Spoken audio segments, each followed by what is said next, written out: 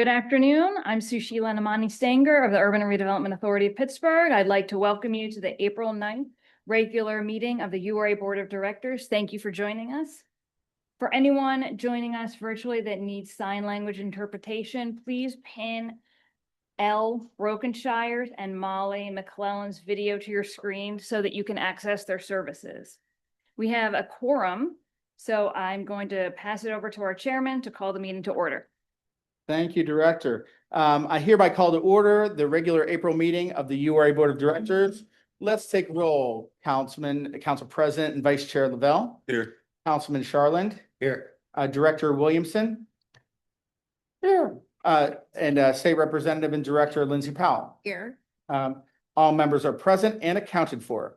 First, let's move to the approval of the annual regular URA Board meeting minutes from March 12th, 2026. Can I get a motion? Can I get a second? Second. All those in favor say aye. Aye. All opposed? Minutes are approved. Also want to let the record reflect that the board met earlier today, April 9th, for an executive session, not an execution session that I'm aware of. Okay, so executive session. And we talked about great things and rebuilding our downtown and doing good work in Uptown. And next I turn it over to Executive Director Sushila Namani-Stanger. Go ahead. Thank you, Chairman. We'll move on to the public comment portion of our meeting. I'll turn it over to Catherine Murray, Director of Government Affairs and Strategic Initiatives. Thank you. Each month, members of the public have the opportunity to provide public comment at the board meetings. Registration is encouraged in advance for virtual comments. Written comments submitted prior to 1 o'clock on the day of the meeting become part of the public record. We did not receive any public comments this month, but at this point in time, I want to open the floor to anyone present here in the room that wishes to give public comment.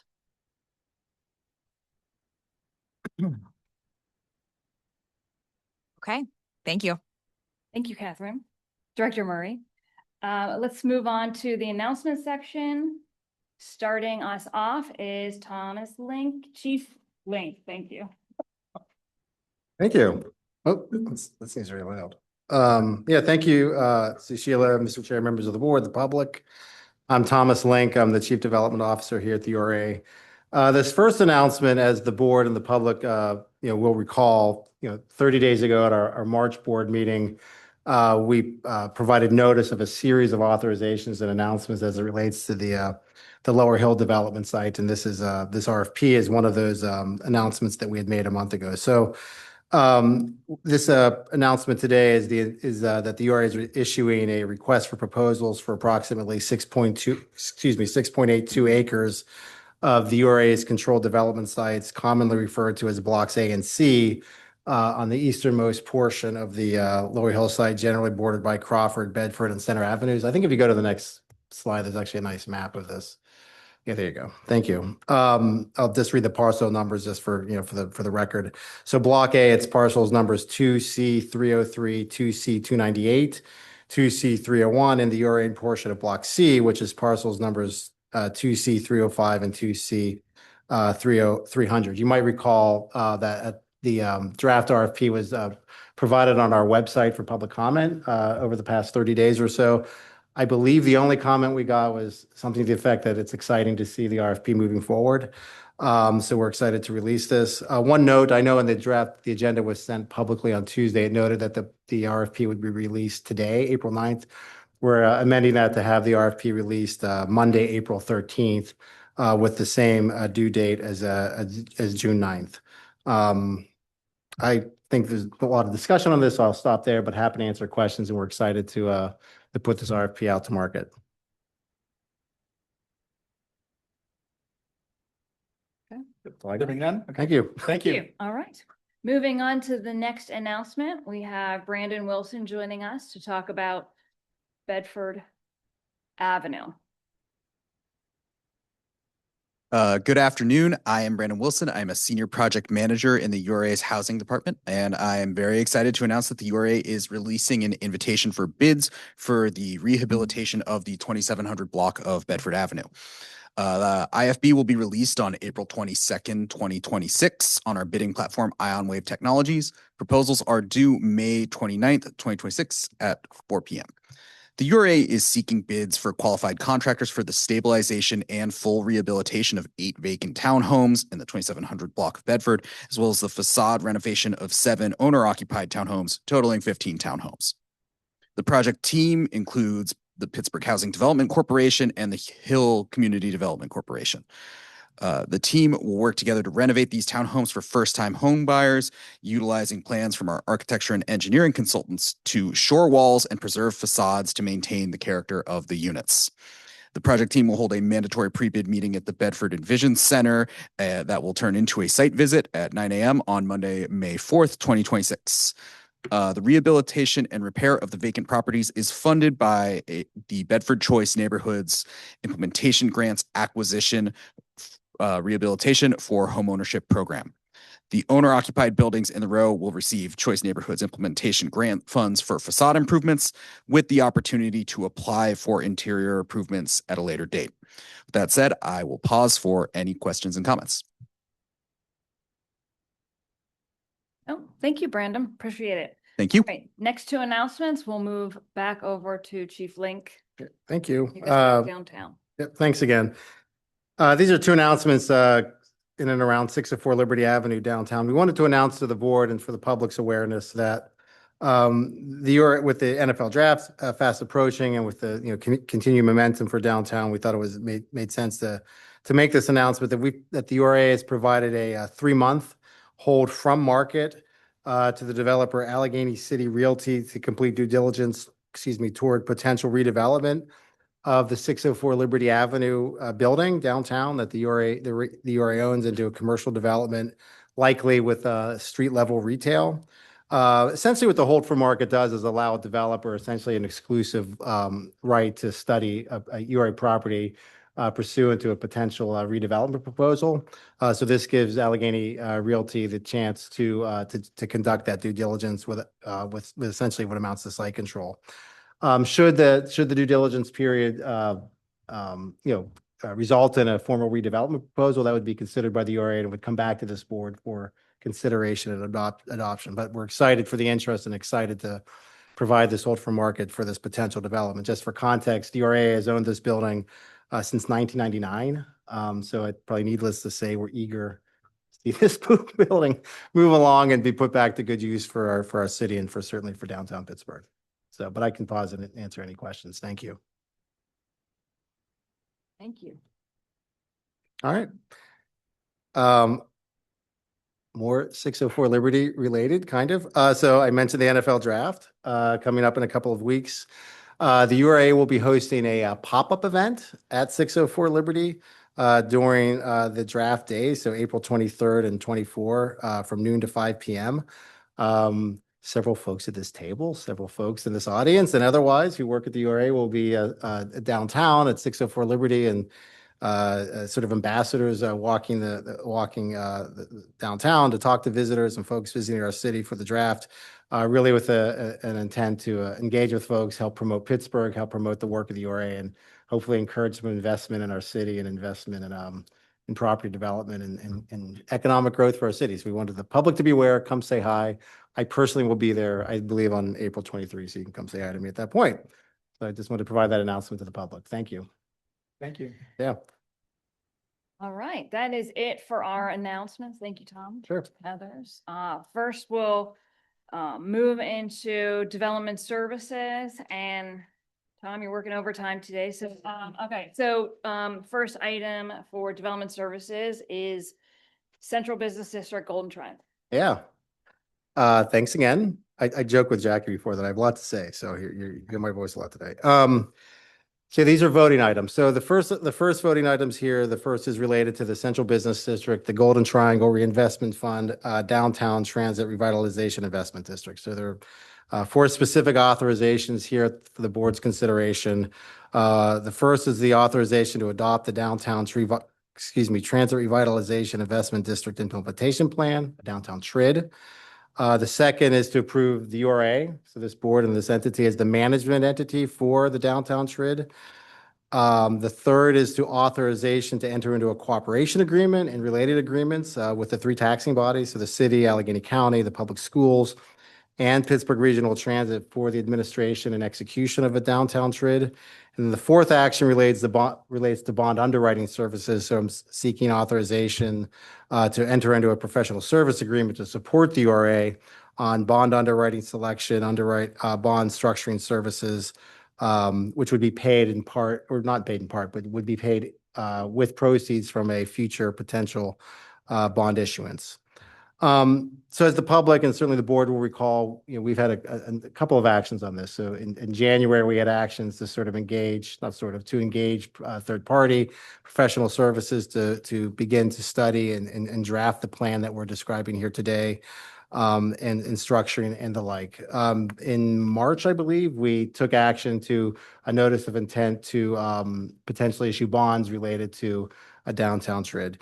Today, these actions formalize the adoption of an implementation plan that in turn the URA would take forward to our partners at the three taxing bodies for the three taxing bodies to consider adoption of the same, which would allow us to execute the TRID plan moving forward. Stepping back for a second, what is a TRID? What is a value capture?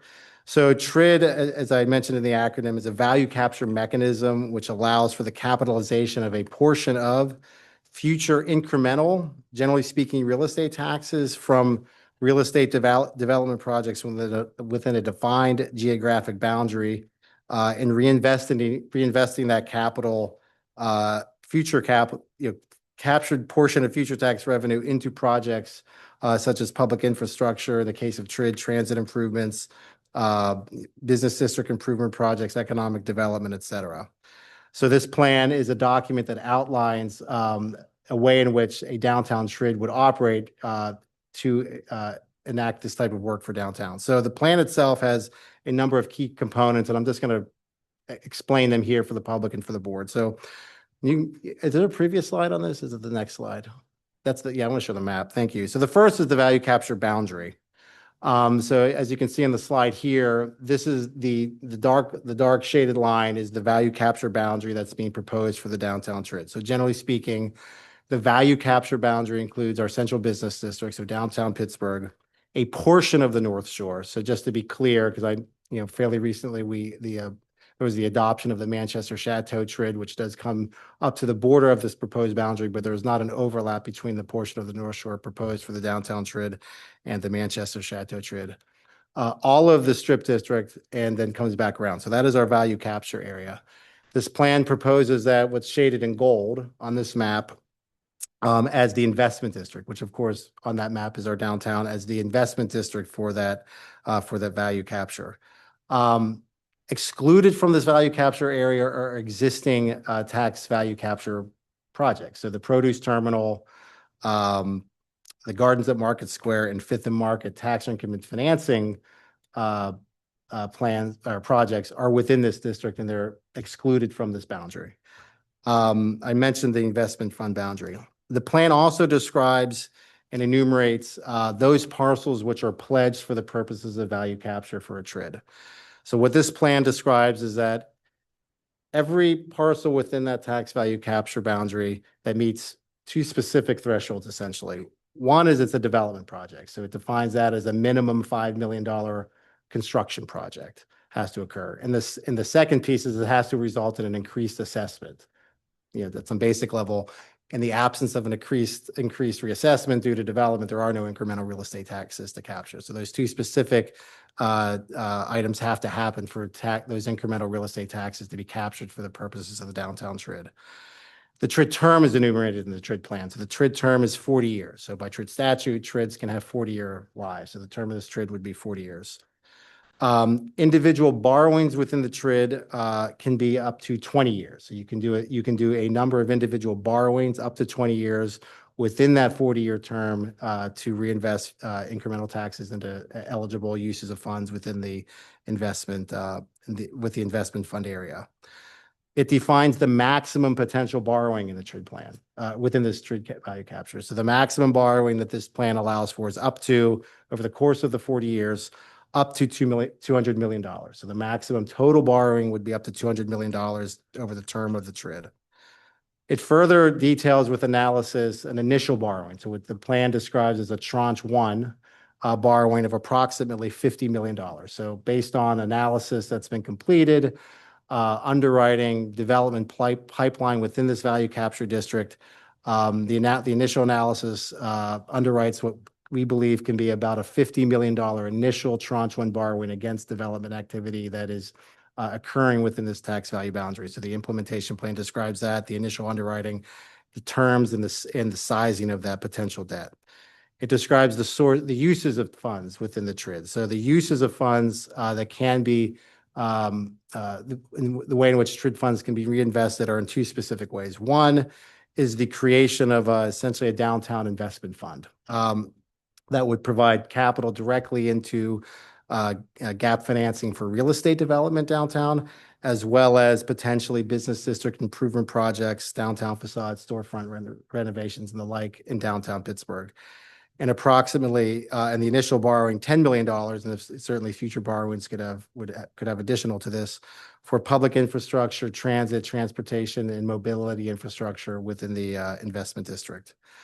Another important data point within the plan that the public and everyone should be aware of is the proposed diversion rate is 75% of future incremental real estate taxes would be diverted for the purposes of the TRID. 25% would be retained by the taxing bodies. It's also important to note that any base taxes with any pledged parcels are automatically retained by the taxing body. So those are not part of the TRID.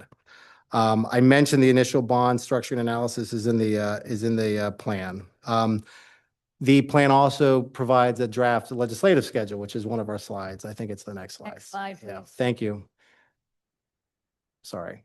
Thank you. Which this is proposed and subject to change, but it's our proposed schedule by which the TRID would take its next steps. The primary next steps are the taxing body. So, subject to authorization at this board table, this plan would then be advanced to the taxing bodies for their consideration for adoption, and then in turn back to collectively to enter into the co-op agreement, which I previously described. Just high level. Based on the schedule, it's possible, our goal then would be to potentially have an ability to do our tranche one borrowing sometime in fourth quarter of this year, 2026. I'm hopeful that it's not like, New Year's Eve, but sometime, in November, when we can get to a borrowing, but it would be subject to this schedule taking place. Again, I mentioned that, one of the authorizations of the URA is a designated management entity for this TRID. What does that mean? So the URA is then ultimately responsible for authorizing individual borrowings. The URA is responsible for serving as the TRID's trustee. What does that mean? The URA is responsible, and we use third-party services to collect the taxes and divert the taxes in a way in which is necessary to service debt and execute the plan as adopted. And enter into funding agreements. So the URA would be responsible for entering into funding agreements on projects, et cetera, to ensure that the funds that are borrowed through the TRID, are spent in a way that's consistent with what was approved by what's enumerated in the TRID implementation plan as approved. Another feature I just want to mention, because it's in the plan, is that there's a feature that the URA may receive up to 10% of TRID revenue for establishment and execution of economic development programs at large.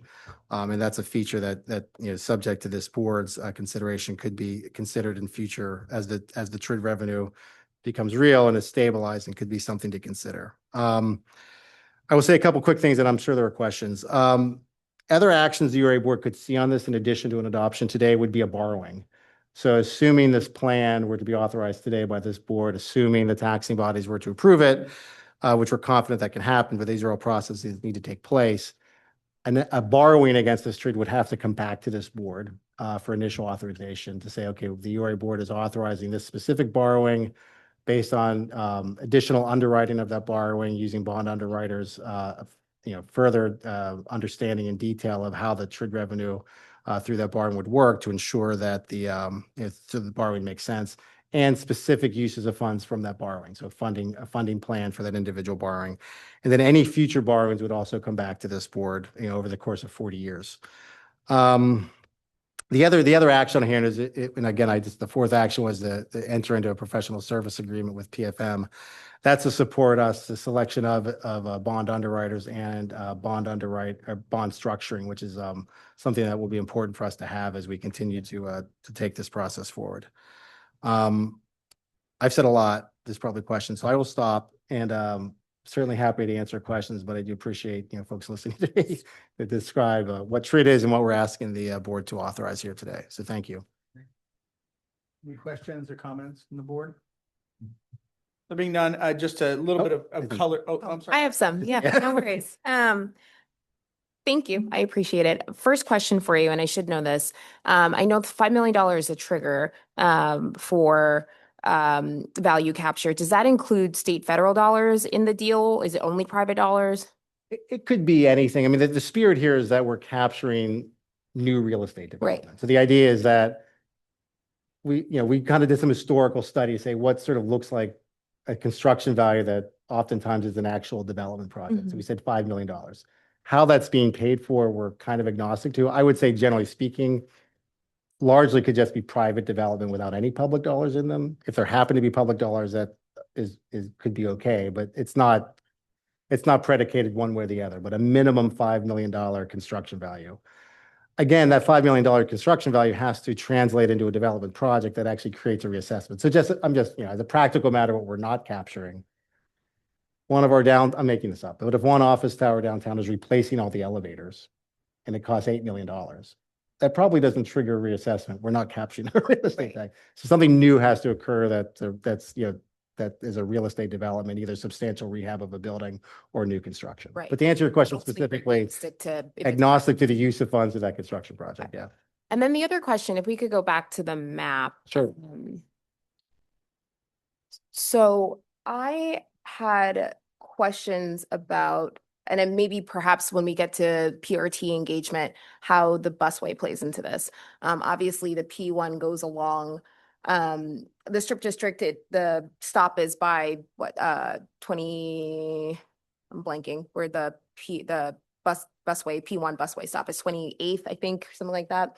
But I'm curious, as we have more conversations about transit-oriented design, and in particular having more housing that is oriented by busways and other ways that people get around our city. Are there ways that we can maybe utilize this particular TRID to boost those efforts further up or further outside of the value capture area? Not a fully formed thought, but just because this is not my area of expertise, but just kind of curious how the transit opportunity plays into this conversation. Yeah, for sure. I'll start, and folks so I would say a couple of things. We're engaged with PRT very specifically as to the use of funds of TRID.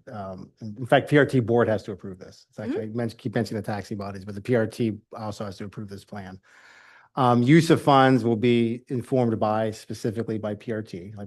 In fact, we've had conversations and looking forward to understanding specifically what priorities there are within the context of this plan that the TRID could help pay for, to either initiate something and or complete something. Kind of stepping back for a second, generally speaking, TRID revenue for public infrastructure can't be like everything, right? Like, it usually can start of being the last gap filler on an infrastructure project of scale. So anyway, with PRT, we'll engage with that. I would say this much: this board would see our first borrowing. Those use of funds would be enumerated specifically, and the types of transit improvements that PRT is prioritizing would be included in those funding plans. Specifically to your question, what could happen outside of the investment district downtown? This plan is specifically calling for those investments to be downtown. Now, to the extent those investments downtown kind of support a larger corridor, I'm not a transit expert, candidly, but those could be part of a conversation. I will also note this 10%, could be further down the line to kind of allows for some flexibility and creativity. If the TRID does really well, we may find, frankly, and I'm just being honest, we may have revenue that goes beyond what's necessary to service debt on a bond issuance. And it may be a thought maybe to think about some portion of that revenue to support sort of economic development at large. And that would be a future conversation, that would have to be considered by the board as to how they might use those funds. But that could be a potential way in which this TRID could support more broadly than the specifically downtown. I appreciate it. We're Yeah. working on legislation at the state level to allow for TRIDs to be used for anti-displacement efforts, transportation, housing. But I guess as we dig deeper into this, my question and concern will still be obviously how this impacts the Strip district outside of the capture Sure. area. There's a lot happening in the Strip. It's a very exciting time to be building and developing there. How do we make sure that residents there are also benefiting from this opportunity? Understood. Thank you. Any other questions? This time I'll really look around. No. And I don't know if we've talked about it fully before, but and the mayor and I have been in a lot of rooms and have explained the rationale for this value capture and the related fund. And sometimes I'm not sure if everybody's fully cognizant of not what the impetus is, but what the uses might be, broadly speaking. I mean, the draft, everything's sort of been coalesced around the draft, not this, but for the first time in a while, it looks like the eyes of the region and the eyes of maybe even the world are now looking at Pittsburgh. When they look at Pittsburgh, there are a lot of great neighborhoods, but they look at the center and they see whether or not the center holds. And the center for this region and the center has historically been downtown Pittsburgh. It's the one place that everybody shares. It's a place that our cultural assets are. It's a place it's the second largest employment center in the Commonwealth of Pennsylvania after downtown Philadelphia. It's got our stadiums and our sports teams and the assets that we all know and love that we all share together as a region. And then when people take a picture of Pittsburgh and, they root on those Steelers on TV, they're looking at downtown skyline.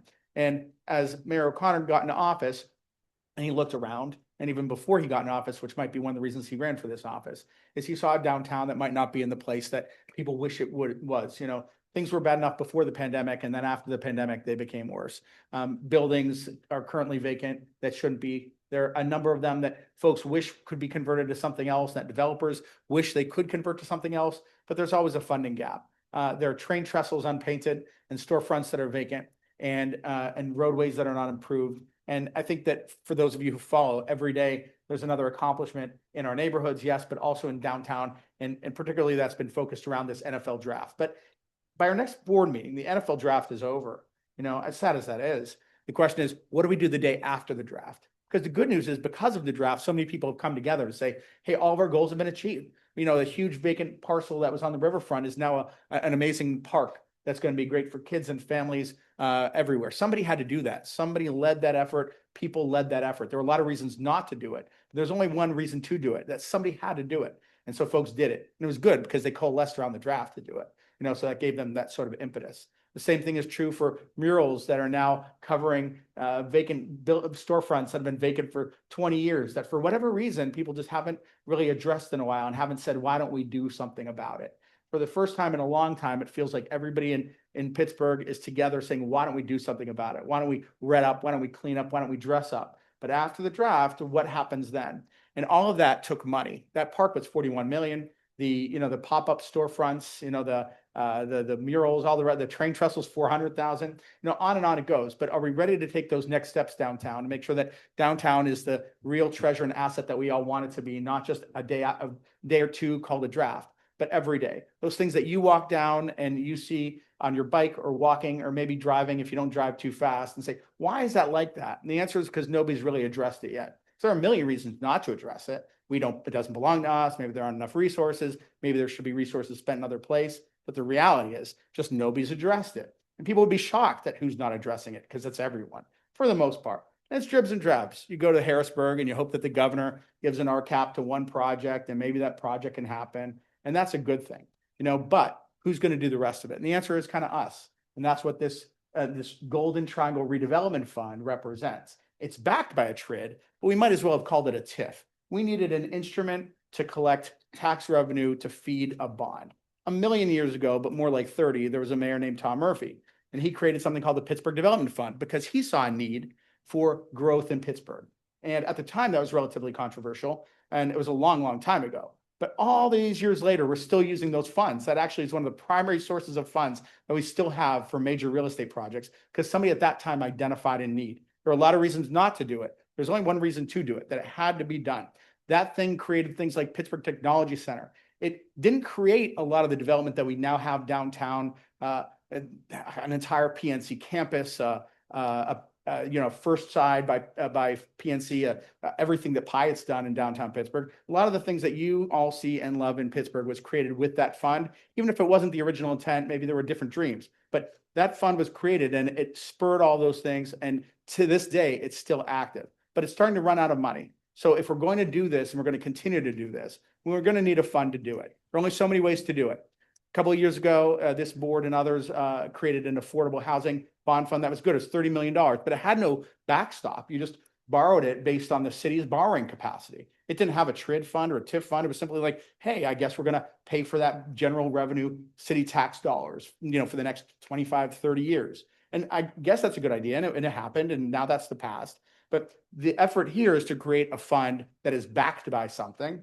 and it's backed by growth to stimulate additional growth. Now, how is this going to stimulate additional growth? Let's talk about it. I guess we're talking about 4 different ways, and we'll get to the geography. 4 major ways that we're thinking about this stimulating growth. One is about gap funding for real estate projects, because God bless our governor, God bless our legislature. But if we're only reliant on them to come forward once a year with an RCAP that we hope, beyond hope, that we can get for the 30 or some odd projects that need to be completed in this town, for vacant buildings to become filled with people, revenue, and life again, then it's just not going to do it. We're not going to be able to do enough, and so we have to take action there. Number 2 is that blight that I talked about. Blight can take a lot of different, a lot of different things. One, it can be a building that's owned by somebody who just doesn't care, been sitting on it for a very long time. Maybe they forgot they owned it. Maybe they're from out of state. Maybe they're a large corporation. They're just sitting on it. Everybody walks by it. Your kids walk by it. Your grandparents walk by it. Everybody just walks by it and wonders why it's like that. And it's like that because nobody's taking action on it. So whether it's a train trestle being painted, and that's part of blight, or whether it's actually taking action on real estate, which historically has been a URA role, that's the blight removal aspect. 3rd is retail. People make a lot of, there are a lot of excuses as to why retail downtown isn't good, or why it isn't as good as some people wish it was. However, on the flip side, there are a lot of amazing things happening in retail in downtown. We've got amazing restaurants. Target, I don't know if I'm allowed to use this number, but I'll use it anyway. People said that Target, first of all, it was pretty amazing that Target came downtown anyway. I mean, for Pittsburgh, it's like, whoa, we got Target. Maybe if we're in another city like Chicago, it's like, yeah, Target. But in Pittsburgh, it's like amazing. Target comes. I hope it doesn't close anytime soon. Well, they were supposed to do like $5 or $6 million in sales. They're doing $15 million in sales. I don't know how public that is, but what that means is there is a market here. Public now. What's that? It's public now. We're fine. But the reality is that means that there's a market here for some kind of retail. In addition to that, new restaurants are opening up every day. We're seeing that smaller store, that's, nice that Target's a large national corporate tenant, but also small mom and pop coffee houses, candle shops. People want to be here. Sometimes there's a disconnect between the owner of a building, and I used to be in a company that owned buildings, between the owner of a building and their ability or desire to pay the money that it takes to put a retailer in. Whether it's a large retailer like Target, or like the Milkshake Factory, or like Larimer's, or whether it's a smaller mom and pop shop like Amazing Books. So a fund like this helps to make that happen. Without a fund like this, it just won't happen. And you know how I know it won't happen? Because it hasn't happened. Okay. The 4th thing that we're going to do with this is it's going to be about making downtown feel great on every single corner, not just downtown, but downtown in the connecting neighborhoods. Because we're more than just a downtown. We talk about downtown, the Golden Triangle. It's just this little 0.6 square mile patch of dirt that somebody discovered once when other people were living on it, right? And then built a little fort, at the point there. But really, we're a downtown that's connected to other neighborhoods too. The Strip District, Uptown, South Side, the Hill District. And amazing things are happening in every single one of those neighborhoods. But how do we connect to them? How do you bike and walk from one to the other? Well, sometimes the answer is we're not like lighting the way. We're not showing people a direct path from the North Shore after they get from a baseball game all the way downtown, because they just feel like something's dark. It's not quite what they expected. There's nothing making them, feel like, okay, there's an aha moment around the corner and I should go discover that place called downtown. So we're going to use these funds, that 4th tranche, to light things up, to improve public spaces, to make public realm improvements, to do the kind of transportation infrastructure work that we've all been talking about at this table, and that you point out, State Representative, so those 4 areas, without a fund to do it, we're simply not going to be able to do it. So while this model, could be tweaked, or why does it go from this neighborhood to that neighborhood. The reason is because we need some kind of fund. And unless we're just issuing bonds, like with the Affordable Housing Bond Fund, and then just expecting it just to come from general coffers, which competes with every single need that we have, then we need a mechanism for it. And this is that mechanism. Now, why the North Shore and the Strip District? I guess a couple of reasons. One is that downtown itself simply doesn't have enough incremental tax growth to create a fund of any sort if we're going to have a tool to fund the fund. That's one. Two is, in some ways, as people scattered from downtown over the course of time, perhaps in certain other neighborhoods, and some of us were around for it, Councilman Lavelle, you were here for the Strip District when it wasn't the Strip District that people know of today. We worked on that together many, many years ago. Some of those businesses and building opportunities, they all moved to those places, and housing opportunities moved to those places. So it seems right to capture the revenue that's been created there by virtue of its proximity to downtown, because we're not going to some other neighborhood or somewhere that's far away. These are places that are not just downtown adjacent. In many ways, they are downtown. We just have a weird way of looking at our region sometimes and say, this is the line where this neighborhood starts and the other one begins. So I just want to put that in context to explain what the rationale was, what the impetus was, and what this thing will be able to do if when we are able to bring about. The good news is, as somebody pointed out the other day, that all this is very doable. That's the good news. The good news is that we are so small as a city and as a little downtown area, 0.6 square miles, like I said, a bunch of neighborhoods around it, that we can really make an impact with relatively small in the big scheme of things, targeted investment of funds like this, working with our other partners, philanthropy, the corporate community partners, et cetera. So that's the good news. The bad news is without us collectively, then it simply will not happen. So hopefully this sort of is explained to those watching at home, if anybody does, and those in the room, what the reason for this was, why the geography is as it is, and then if and when the fund comes to fruition, what we hope to do with it. So I don't know if there are any questions about that, but I thank you for your time, and I just thought it'd be helpful to provide that sort of color. Okay, and we want to note that Sam Williamson joined. Sam has his hand up, I think. Hi. Okay. Hello, Sam. Thanks for that thorough overview. Sorry that I joined late. I don't have a question. I have a comment, if that's okay. Absolutely. I just wanted to add that, I work for a union that represents thousands of downtown workers, janitors and security officers primarily in commercial office buildings across downtown. And our members and frankly, thousands of other workers, including, members of the building trades and members of Unite Here who work in our downtown hotels, all, need downtown to be as vibrant and vital as possible in order to be able to protect that strong base of really good union jobs that help to drive our region's economy. So I'm very supportive of this just as a Pittsburgher, but also sort of on behalf of the many thousands of workers who are relying on all of us collectively to try to figure out how to really, continue to help downtown rebound from the impacts of the pandemic and the sort of aftermath of the pandemic. Sam, thank you so much. One thing that I should have said is, if I didn't say enough, is not just the good workers of downtown, including those union workers that Sam represents, but the construction jobs associated, the building trades that can, finish off those major projects where if we put in a couple $1 million, it's the difference between turning a vacant Post-Gazette building. I mean, this is just one example, a vacant Post-Gazette building that's been vacant how long? I don't know, 20 years now. That's what we're really talking about. A city that has had a number of buildings that I can say Frank and Cedar, I can say Post-Gazette, and I just see people nodding and saying why. And the answer is in part this, because we're also fortunate and that we have a number of would-be developers, and we have no shortage of building trades workers, ready behind them to start work as soon as we're able to get a fund like this off the ground. There are projects that are ready to go, like literally ready to go, if only a fund like this existed to help them out. Even with the RCAPs in place, and you've seen it because there have been announcements with RCAPs, but the projects haven't happened yet. They still need a little bit more to push them over the edge. And when they do, there'll be permanent union jobs and jobs of all kinds. And during the period, there are also going to be so many construction jobs, and we'll help to measure those and keep track of them as we go forward to show people what their dollar was worth. So thank you so much for that, Sam. Really appreciate it.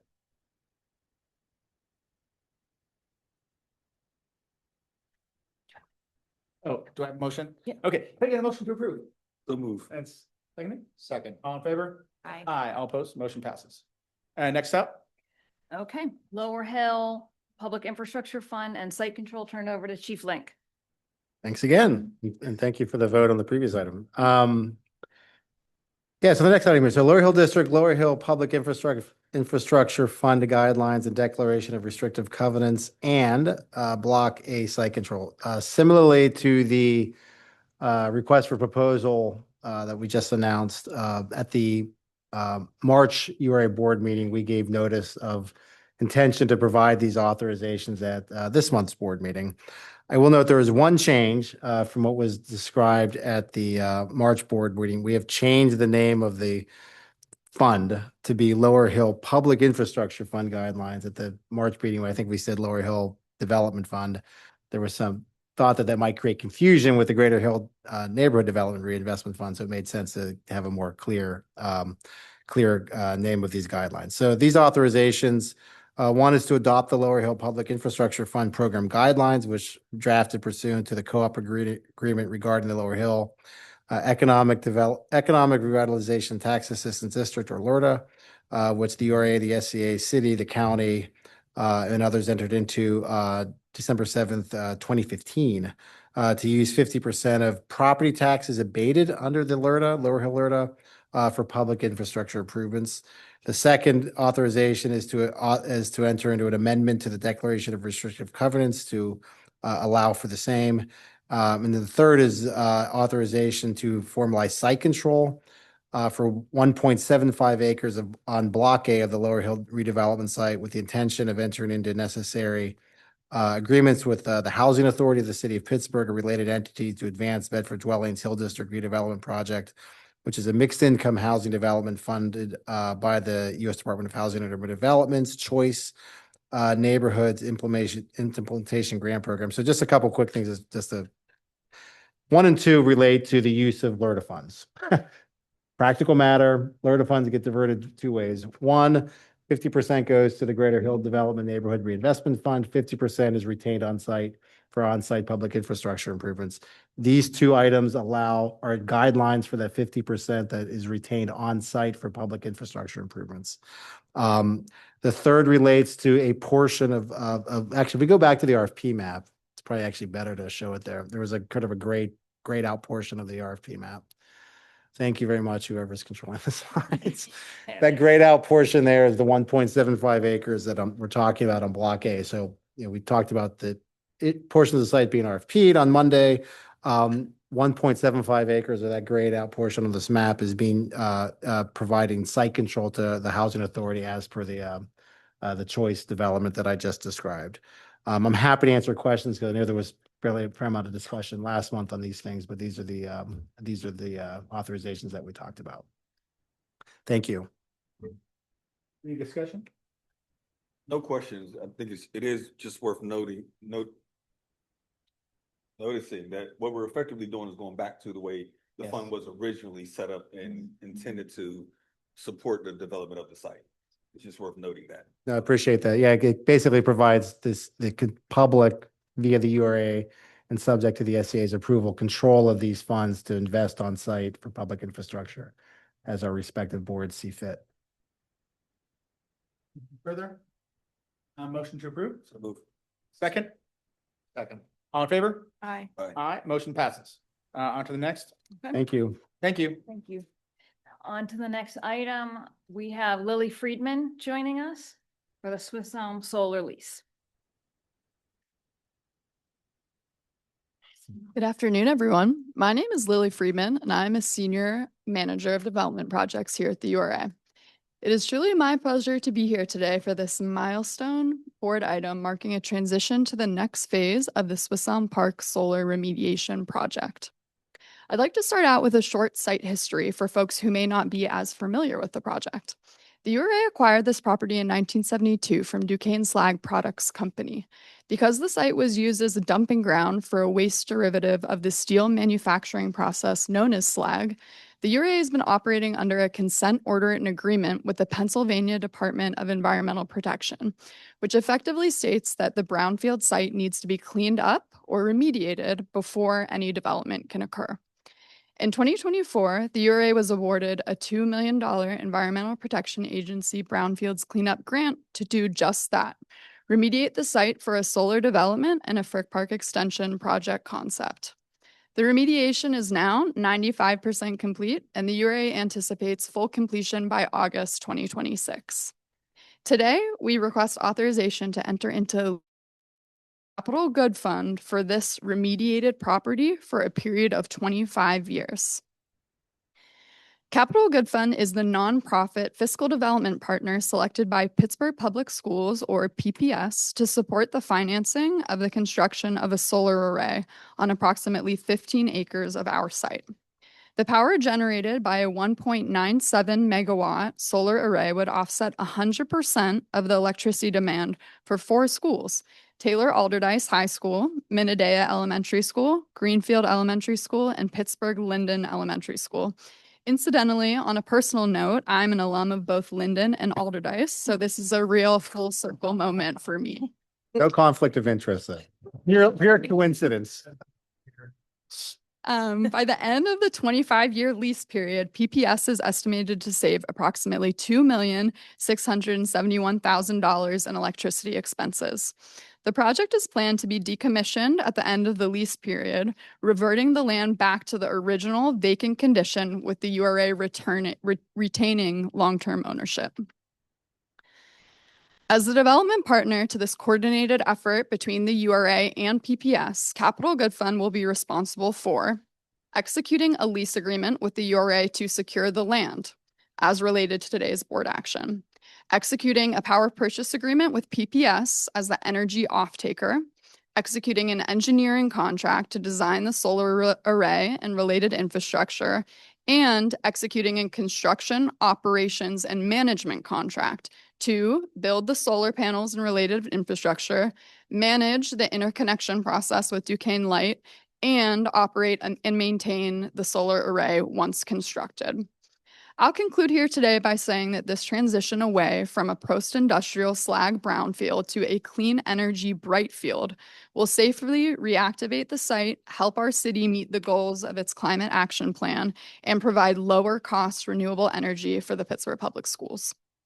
Today, we should have Annika Wister-Jones representing Capital Good Fund and Amelia Egan representing PA Solar Center on the line to share a few words and support in any questions the board, support in answering any questions the board members may have. Annika, are you available and on the line to unmute at this time? Yes, I'm here. We can hear you. Okay. Hi. I'm happy to answer questions. I don't know if there's any particularly helpful things that I can add to what Lily said. I think Lily gave a really great overview.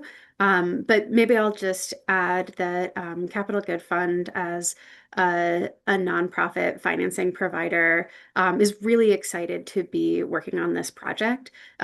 We are deeply mission driven. Our work has been to support low-income households and communities around the country to create in general, pathways out of poverty, and for this, ways to help institutions save money and be more stable long-term into the future. This particular project is something that we're very excited to be part of. And we have already in 2025, we were able to safe harbor equipment and secure the funding, investment funding, to be able to finance this project. And so we are ready to go and excited to work with you. Great. Thank you so much, Annika. At this time, we can take any questions from the board members. Any questions? Oh. I'll look here first. I've got tons of questions.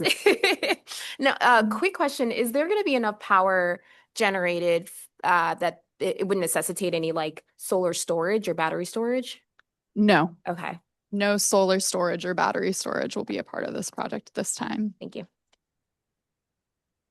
All done. Solar storage, I can just add, is often done for the purposes of resiliency. In Pennsylvania, the way that solar works is through what's called net metering. So you're essentially using the grid as storage. Anything that's produced in excess of usage, which in this case is 100%, goes to Duquesne Light, and Duquesne Light will then allocate it to the schools. So there's no storage needed in this case. Thank you.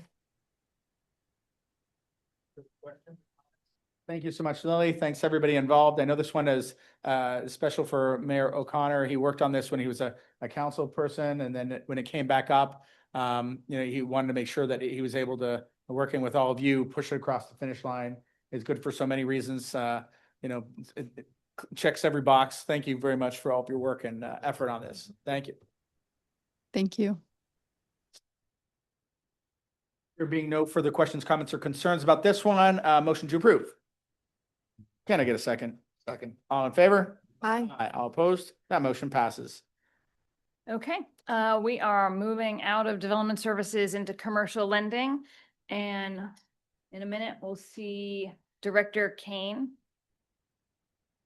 Sent the commercial facade grant program for Maine and Maine. Thank you so much. And hello, everyone. Good afternoon. My name is Sienna Kane, Director of Commercial and Business Lending here at the URA. I am returning. I was here last month and I'm returning this month to seek authorization to adopt the guidelines for the commercial facade grant program as part of the City of Pittsburgh's Maine and Maine initiative. We talked about it a little bit last month. The proposed grant program will boost our neighborhood business districts and by providing grant dollars to eligible businesses and property owners to improve the external facade of their buildings. Some highlights of the program or an overview of the program is that the grant funding will cover 75% of costs, up to $20,000 for the exterior work on buildings, including windows and doors, brick pointing, painting, branding and signage, lighting, and more. The eligibility restrictions are limited to properties that have commercial use or in or near neighborhood business districts, and the program is offered to businesses that citywide. Applications will be reviewed and projects will be evaluated based on their impact on our neighborhood business districts, their neighborhood engagement, adherence to the design guidelines that the URA has, and its geographic location. We want to make sure there's some diverse geographic support. And the URA will also offer technical assistance for this project. So we have confirmed that we'll be working with one of our technical assistance providers to help those that might need some support with design, application prep, just to remove any barriers there. The draft guidelines were presented at the March 12th board meeting and were open to public comment until April 3rd. After adoption here today, the commercial facade grant program will launch on Monday, April 13th for the pilot round. The application deadline for this round is Friday, May 29th at 5 p.m. Thank you. Thank you. Any questions, comments, concerns? There being none? Yeah, and we'll send out the application so you could share it with your districts. And yeah, we really appreciate it and look forward to it. Thank you so much. Thank you. Motion to approve? That's okay. You're good. So moved. Can I get a second? Second. All in favor? Aye. Aye. All opposed, that motion passes. Okay, and then that takes us out of the main agenda into the consent agenda. We will look at that in collective slide here.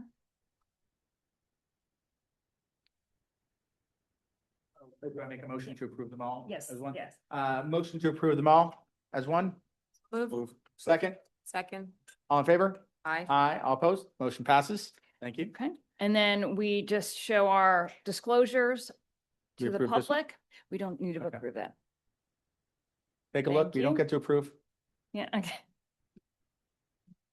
Okay, and I think that brings our meeting to a close unless there are any further questions, comments. We can adjourn, motion to adjourn. So move. Second? Second. All in favor? Aye. All opposed? Motion passes. We are adjourned. See you next month. Thank you.